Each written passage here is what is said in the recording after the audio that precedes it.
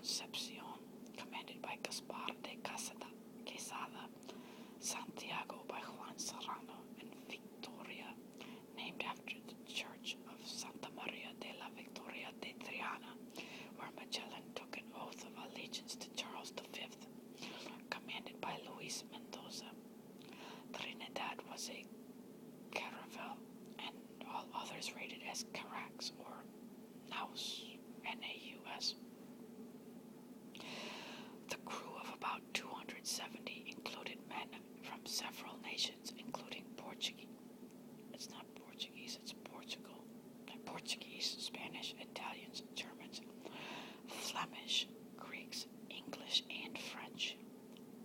Spanish authorities were wary of Magellan, so that they almost prevented him from sailing, switching his mostly Portuguese crew to mostly men of Spain.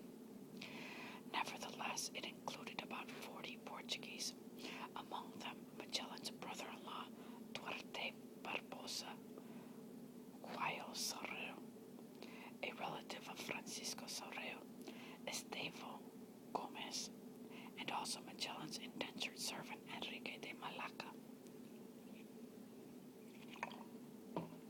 Valero, who had planned on accompanying the voyage, withdrew prior to boarding.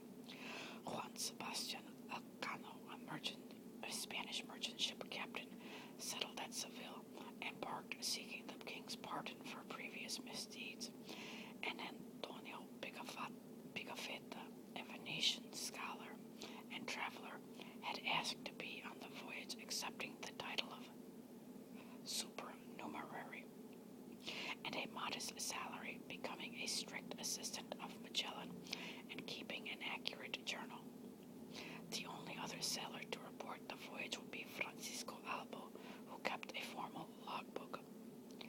On August 10, 1519, the 5 ships under Magellan's command, Trinidad, San Antonio, Concepcion, Victoria, Santiago, left Seville and descended the Guadalquivir River and Sanlúcar de Barrameda at the mouth of the river. There they remained more than 5 weeks. Finally, they set sail on September 20th. King Manuel I ordered a Portuguese naval detachment to pursue Magellan, but Magellan avoided them. After stopping at the Canary Islands, Magellan arrived at Cape Verde, where he set course for Cape St. Augustine in Brazil. On 27 November, the expedition crossed the equator. On 6 December, the crew sighted South America. As Brazil was Portuguese territory, Magellan avoided it, and on 13 December, anchored near present-day Rio de Janeiro. There, the crew was resupplied, but bad conditions caused them to delay.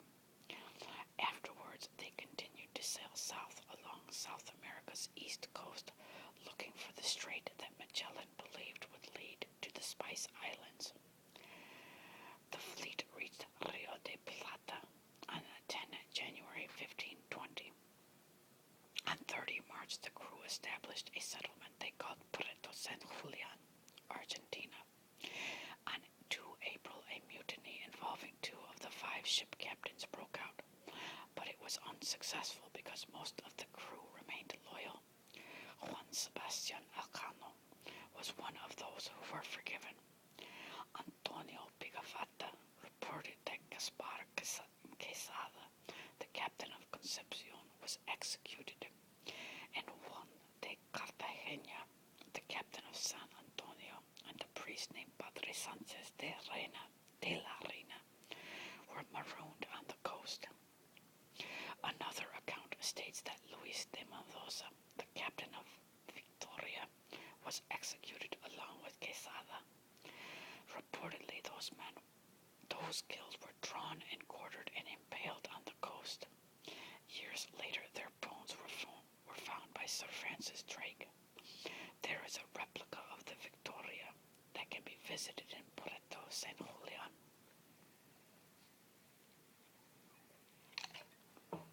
The journey resumed. The help of Duarte Barbosa was crucial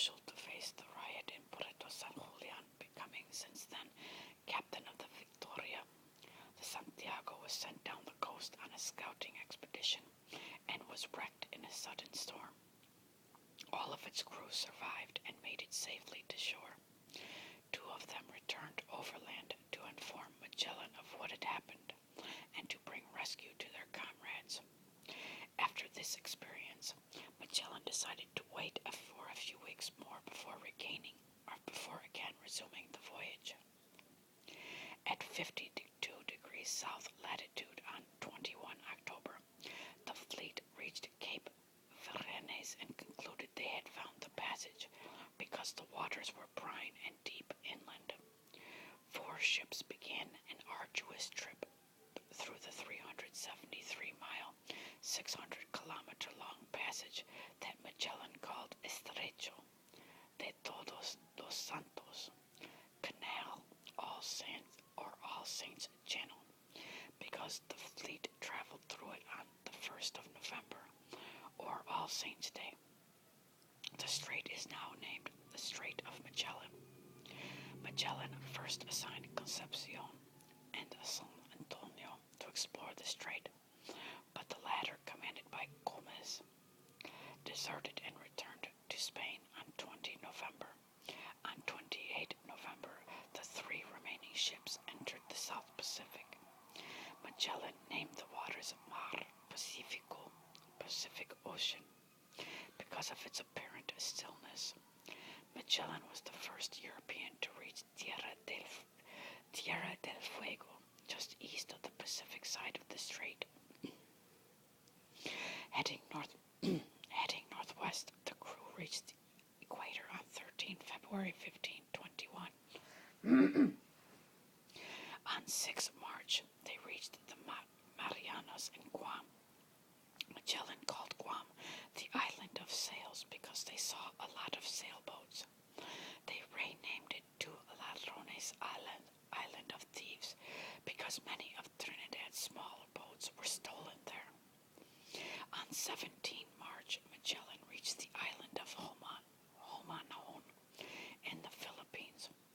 With 150 crew left, members of his expedition became the first Spaniards to reach the Philippine archipelago, but were not the first Europeans. Magellan was able to communicate with the native tribes because his Malay interpreter Enrique could understand their languages.